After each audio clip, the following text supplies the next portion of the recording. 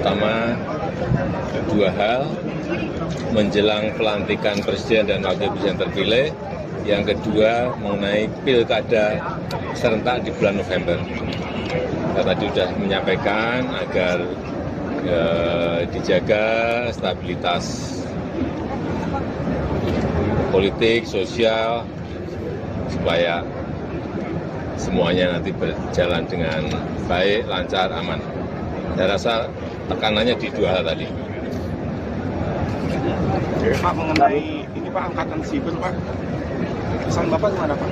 Apakah perlu dibuat mata-mata sendiri? Ya sangat baik, karena negara-negara lain yang saya lihat ini sudah mulai.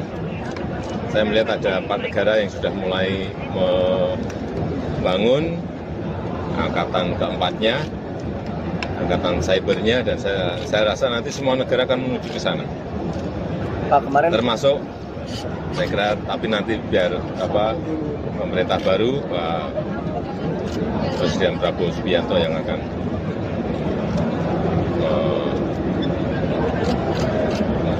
menuju ke sana. Pak, soal kemarin Pak Menkominfo atau Pak Budari ini mengatakan Bapak ini masih pantas untuk jadi one team press nih Pak. Apa? Bapak masih cocok untuk jadi one team press karena terlalu muda untuk pensiun. Ini bagaimana Pak tanggapannya Pak? Saya mau pulang ke Solo. Terima kasih Bapak. Setelah lengser Pak mau pulang ke Solo Pak? Terima kasih Bapak. Ya. Ya, terima kasih Setelah lengser Pak. mau Saya kemana Pak? sampaikan pulang ke Solo. Tanggal 20 nanti pulang ke Solo.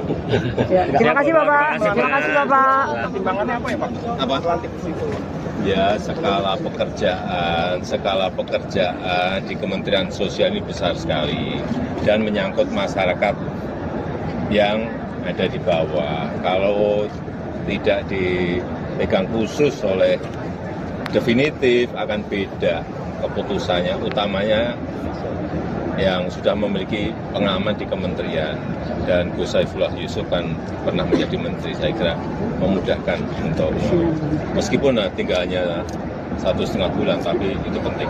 Ya, terima kasih Bapak. Download Tribun X sekarang, menghadirkan lokal menjadi Indonesia.